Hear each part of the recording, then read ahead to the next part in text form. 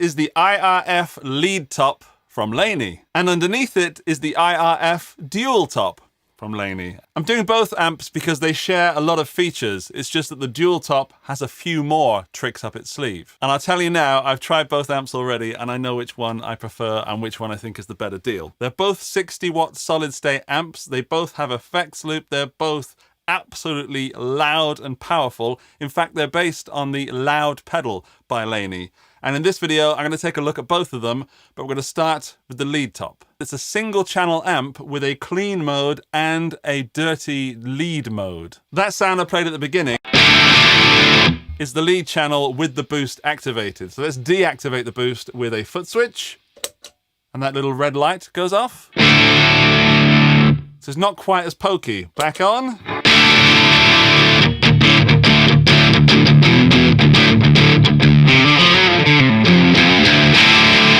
Yeah, so I certainly prefer it with the boost on. You can also adjust the level of boost, so let's do that.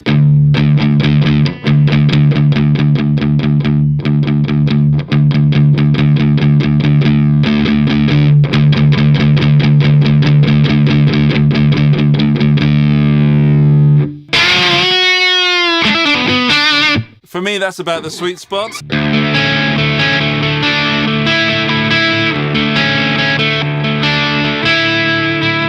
See if it cleans up.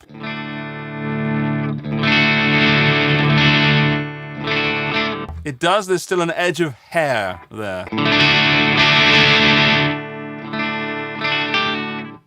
It's quite a dark amp, and I've got this switch set to bright, but you can have it bright, flat, or darker still. So let's hear that for a minute. So this is the bright. Let's have flat.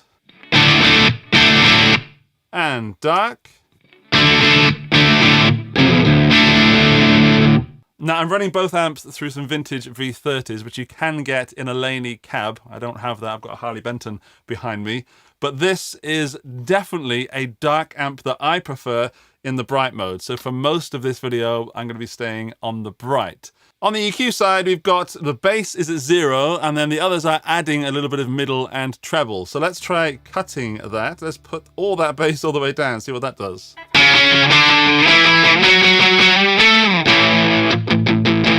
Suddenly sounds all small. Let's go for maximum bass.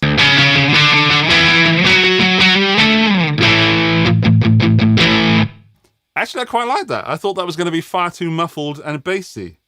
I think the power really is in that bass rather than this what's it called? Bright lead switch. Maybe it's presence? Let's try the middle. Where's the middle? There. Reaching all the way over to this amp here. No mids!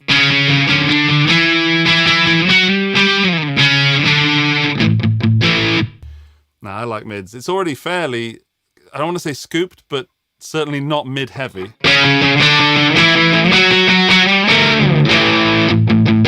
Now it is. Let's put it back to about there. And then treble, this is where I think it can sound, because it's solid state, even though it's doing a really, really good job, this is the make or break on the treble. So that's obviously too dark, but then this is where it could get fizzy.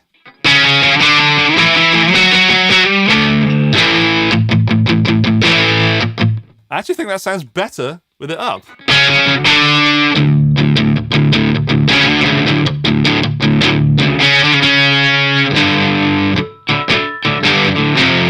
Try that with the boost in.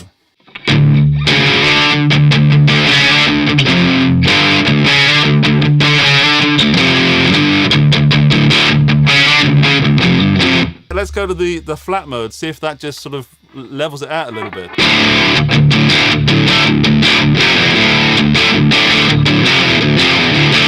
Let's go to dark. For me, that's too dark. And maybe with a different guitar, maybe with a Telecaster or something, that would be where it's at. But I think that the bright and the flat is where it's at, certainly. Maybe about there. Let's try a little bit of clean.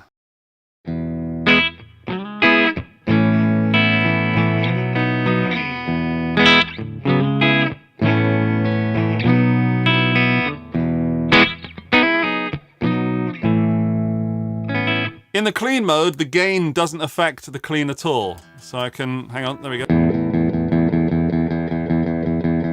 That's doing nothing. It's the volume and the boost. So by engaging that boost again, which I can do with the foot switch, clunk. So if you're looking for something a bit more indie rock, then you might get this.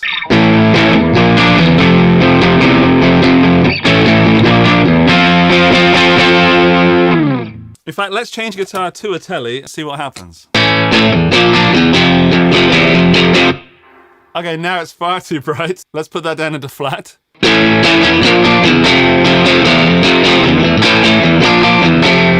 Still too bright. Let's put it into the dark mode.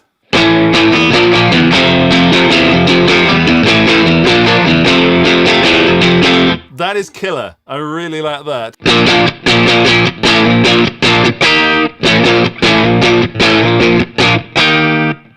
That's like a raspy kind of sound. So telly being really bright really fits with that dark. I take it back what I said about the bright, flat and dark switch. It's really necessary and really useful to get a totally different sound just by flipping a switch and not touching the EQ. So bear in mind, the EQ is exactly the same. I've just flipped a switch.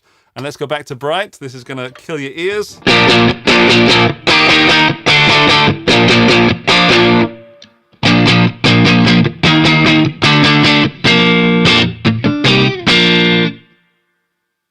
It's a kick-ass amp. That little switch is really powerful. I dig that.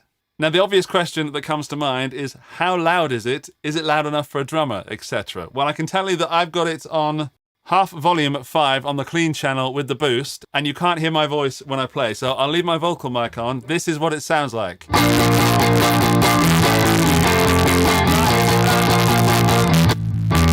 Let's try pushing it up and see what it sounds like. This is probably going to distort my audio interface, but I just want to hear it. So it's going to sound bad, but I can give you some feedback on what it sounds like.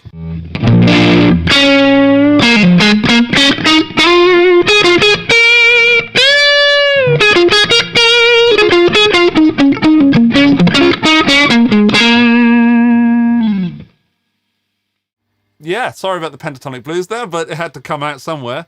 That is more than loud enough to keep up with most drummers. I wish I could show you this in my band, but at the time of filming, people are on holiday, so I can't do it.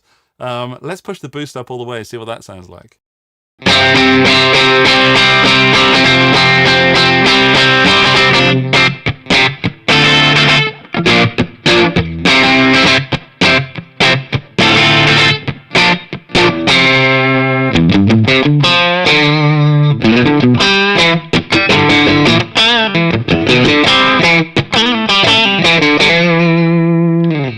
That's the sound I did not expect to get from this. And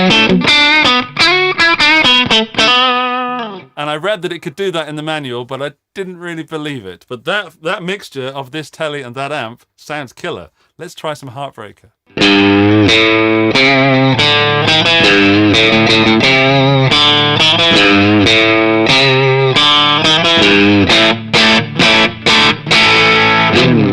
I really want to move on to the DualTop, but before I do, these 60-watt amps also have a 1-watt mode. There's a switch around on the back, so let's test that. I know it's really loud, but is it also good quiet?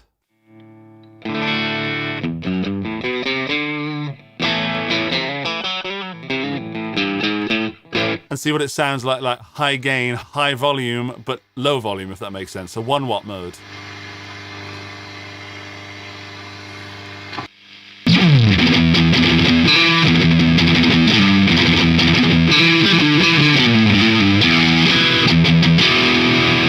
Quite noisy like that. Let's turn it down. I guess that's one thing both amps are missing, and that's a noise gate. That would have been something really cool. But let's check out the DualTop. Right, after some recabling, we switched over to the DualTop, and the first thing you should notice is there are a few extra knobs and switches. Possibly most notably is the addition of a reverb, but we'll go over the differences in a moment. The first thing I want to do is to check if the lead channel on this is exactly the same as the lead channel on the Leadtop. So I've set the knobs roughly the same.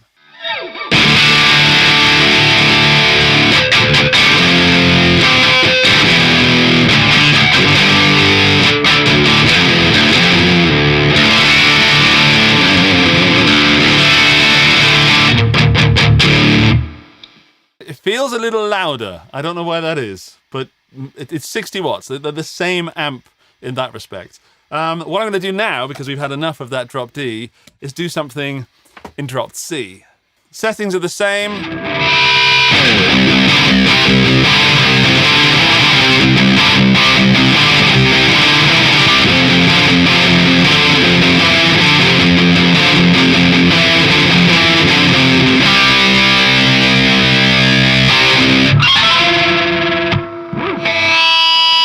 Right, firstly, that was fun. Secondly, I think there's a little bit too much gain. So where are we? Lead gain. I'm going to back that off a bit because we are boosting it. Let's try that again.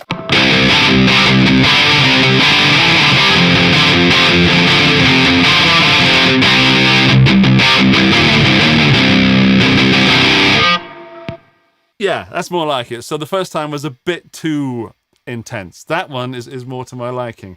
I feel like I could do with a bit more bass though, but we are on the bright. Let's stick it in flat and then dark to see what that does to drop C.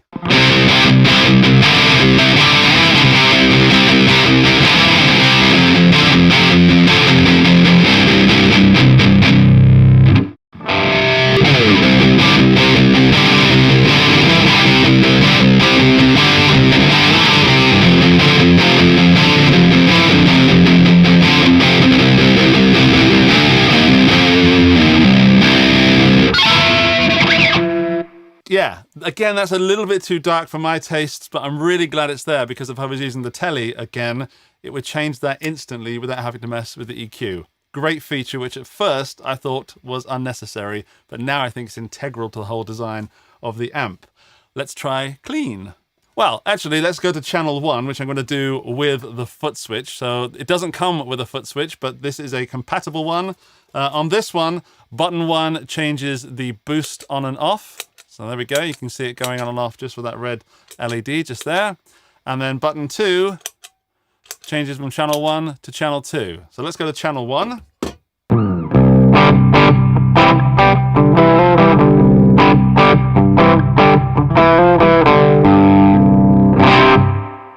So as the clean channel on the Leadtop didn't have a gain, this one does. So let's push the gain all down there. And this switch here is in clean mode, but we've also got asymmetric clipping and symmetrical clipping. That's like Tube Screamer versus Boss SD1, and one of them is slightly more compressed and more aggressive sounding, I guess. But in clean, this is the least compressed setting and should be clean.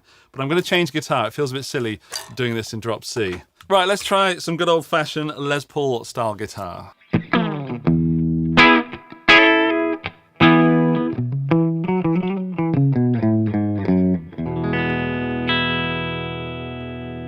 That's a good clean tone.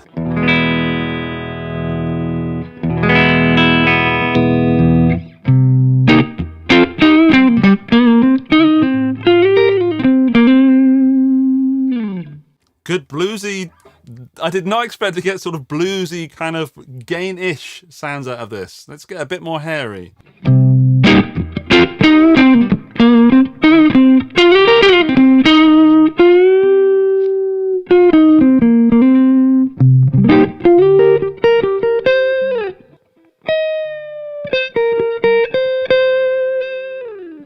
That is very unforgiving with my technique, which is not good right now. It's very dynamic also. I don't know what that is.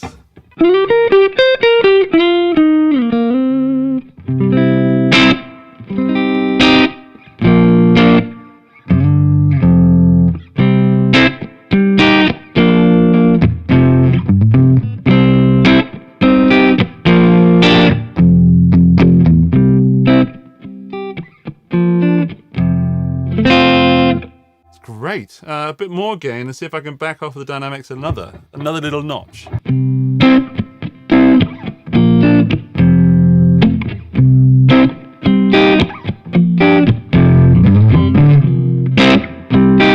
Yeah, that's not as good. Now we're getting into more higher gain. So it's not designed for that. I'm defending it there because it's already going into higher gain style. Back off the volume a little bit.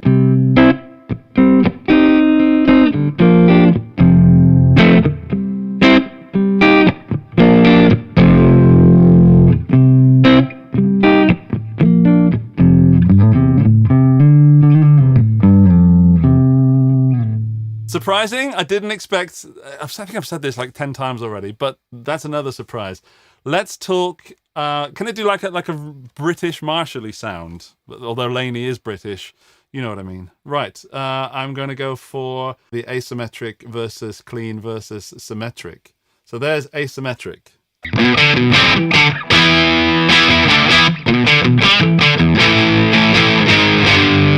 Okay, that's asymmetric. Let's try it symmetric.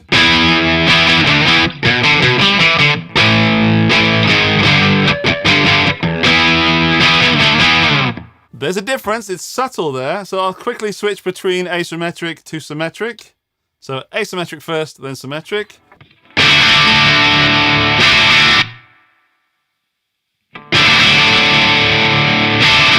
The difference there is super subtle, playing that at least, and the symmetric seems to be slightly rounder, more compressed, whereas the asymmetric is less compressed, more open, and more dynamic. But how does that sound?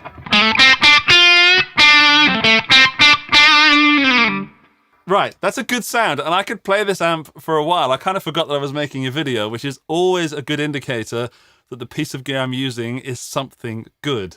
This is good. The addition of that reverb is very welcome. It's just a nice feature that does a good job. Let's max it for a second. I go super clean. Let's see if we can do some surfy stuff.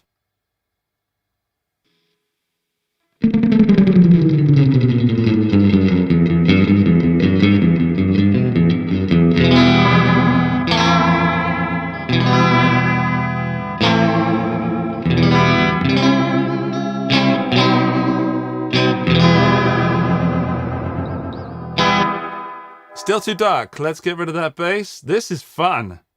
Let's see if we can make it a bit more Fendery. There we go. I did say a bit more Fendery, don't forget.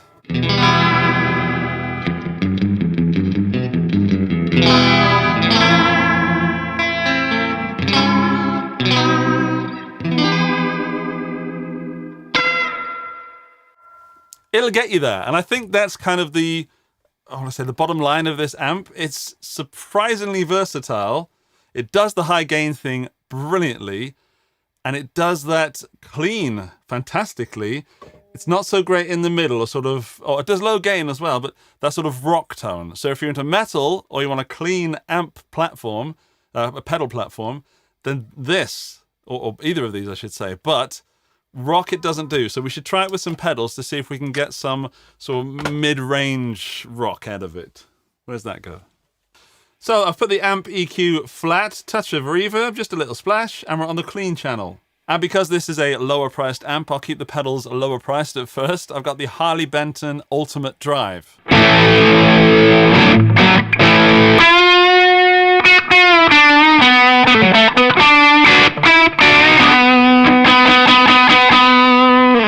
It's a little dark, ow.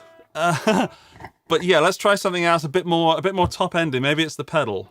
Right, I'm going Hot Rubber Monkey version 2 from Rockett. This pedal costs about the same as the Leadtop, so there's an indicator.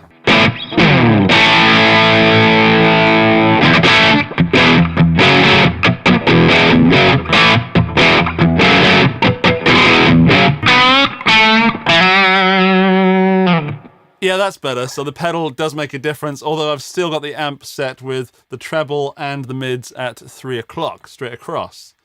Let's try something fuzzy. Okie dokie, so this is the Honey Badger from Redbeard Effects.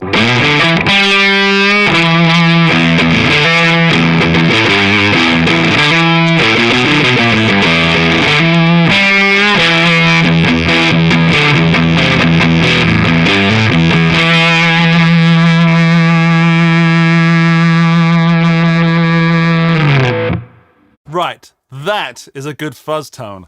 That's the sort of sound that this amp's made for. Right, if you're into fuzz and high gain and stuff, get one of these, and I'll let you know which one I think you should get in a minute. Damn!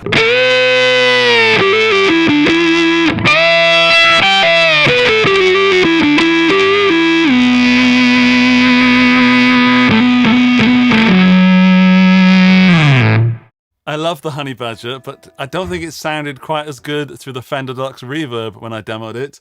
It didn't quite sound as good through the Marshall, but this Laney, that is kick-ass. If you're into fuzz, take a look at one of these amps. Amazing. Something we haven't talked about is in the high gain stuff, it's quite noisy. So up in the effects loop, it's currently off, but I have a noise gate, the decimator from ISP. And if I, what am I doing? Switch it to channel 2 and the boost and the guitar. Fuzz is off.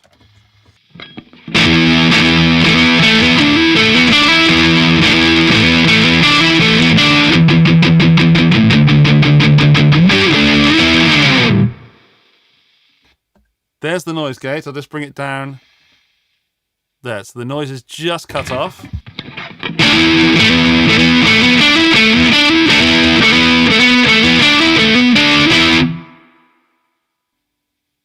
And it cuts it off. The reverb tail is still there.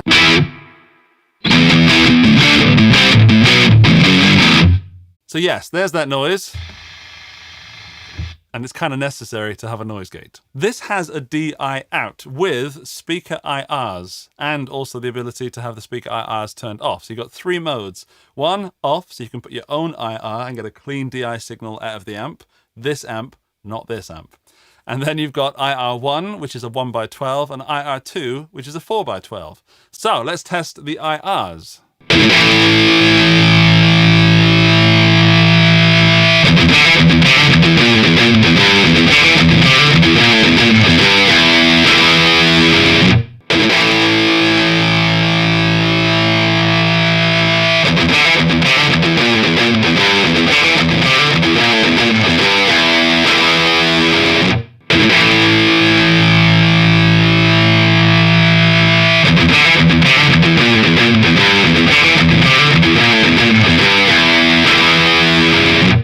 So I just had a little listen. The 1x12 sounds like a 1x12, sounds good. The 4x12, however, sounds bigger, sounds rounder.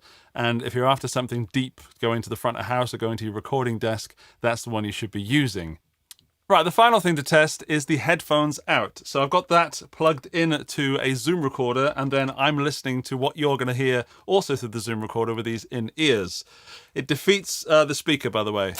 So there's nothing coming through the speaker when you plug the headphones in.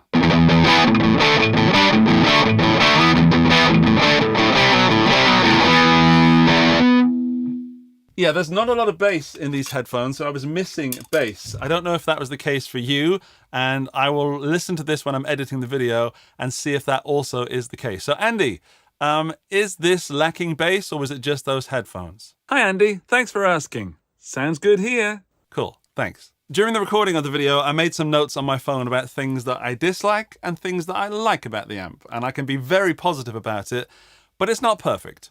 And let's go over those things first. So, the first thing, if you were going to be using this for high gain, which is pretty much what it's designed for, you're going to need a noise gate, and it would have been great had there been one built in. But Laney have omitted this for some reason, and either budgetary reasons or the fact that they just thought that you might want to buy one of your own, or you already have one, which I do. So if you want high gain, get yourself a noise gate as well. Also, I love the fact that you can switch the boost on and off with the foot switch and switch from channel 1 and channel 2 on the DualTop, but you can't do that on the Leadtop, and I don't see any reason apart from Laney leaving that feature out so that you buy the DualTop. And Laney, if you're watching this, please correct me, but it seems like a simple move to be able to switch from clean to lead on this, because there's a switch there. You could have just put that on the second foot switch. I don't know if that is the case, but it seems like something that would have made this one even better than it already is. Now, because these have no tubes in them, they don't need a lot of power. And in fact, the amp only needs 24 volts, and you get one of these inline power supplies that has a kettle lead on that side, and then you've got this sort of laptop thing in the middle, which in this day and age we can kind of expect. Otherwise they would have had to build a power supply, then you have heating issues and size. It would have to be probably bigger. However, if I was going to use this on a stage, there's no way to lock that power supply in. So when you have a kettle lead, that feels nice and tight. These don't feel so tight, and with that being in line, if you have this up on top of a cab, that's sort of dangling behind the cab on the floor. So there are some amps that have like a little lock there, so you could lock the cable in on a little loop. That would have been a great feature, and if you are using this on a stage, Make sure the inline power supply is securely attached, otherwise I suppose it could fall out and ruin your performance. However unlikely that is, the last thing you want is for this amp to die mid-song. Let's talk about the things I like, because the positives definitely outweigh the negatives when it comes to these amps. First thing, I was wrong about that voice switch. This bright, flat and dark switch absolutely helps by not having to change the EQ when you switch guitar, and this is integral to the design of this amp. I love it. The second thing I love about this is the versatility. I thought I was just going to get a high gain monster, and at these prices, I didn't think that high gain was going to be very good. But the high gain is great. The clean is great, albeit dark, but you can brighten it up for all things necessary. It takes fuzz and drives really well. It's got the effects loop, so you can put your time-based effects in there. And I'll go as far as saying is that if you want something that will cater for a lot of different people, say like you run a jam night or something, or you want to take an amp where many people are going to plug in and need a variety of sounds, and nobody wants to really bring a pedal board with them, or maybe one rock pedal, one overdrive, then this is a great, well, they're both a great ideal amp for that. Also, they're both extremely easy to use. There's no menus to dive in. There's no USB for connecting and updating firmware, which has its place. And you can see the Katana just behind me there. That is still one of my favorite amps. But for sheer simplicity and plugging in or grab and go, shall we say, this is one of the best heads I've ever played at this price point. They're also both extremely light because they're solid state. There's no heavy transformers or anything. So you really can just, in fact, let's do it. That one's not plugged in. Let's see how ridiculously light this is. It's silly. That is silly. There's nothing there. It's barely more than the cardboard box it came in. And that one's not much heavier. Bless it. Look at it. It's so cute. Oh, these carrying handles are great as well. Look at that. Great carrying handles. You could almost put like a strap through that and carry it around your neck like a boombox. Oh, aux in. Didn't mention it has an aux in. Very useful. Not going to test it. You don't want to hear what I would play through there. You can't see it really well on this shot, but those red lights are awesome, by the way. You can maybe see it a little better here. Yeah, that's better. Right, my final word on this is that at this price point, these amps are a no-brainer. And if you can't get a good sound out of one of these amps, then you are doing guitar wrong. Thank you, Laney, for making this. It is a wonderful addition to the guitar world. I really look forward to some of you lot getting these in your hands and letting me know what you think in the comments section.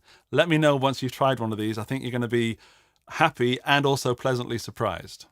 And I guess final, this is the one I'd take just because of the extra features such as the reverb and the DI out. However, if you just want something for high gain and clean pedal platform, the Leadtop will do just fine. If you want to switch channels, you're going to have to go for the DualTop. That maybe doesn't help you very much, but what I'm saying is that don't ignore this one, but if you have the money, go for that one. Okay, there are links to these amps in the video description should you want more information and up-to-date and accurate pricing in your region. Thank you to Laney for sending this out and sponsoring the video. I have a subscribe button just there. You can hit it with your finger and it will subscribe you to the channel so you can see more videos from me because I'll be here waiting. Right, thanks for watching. Bye!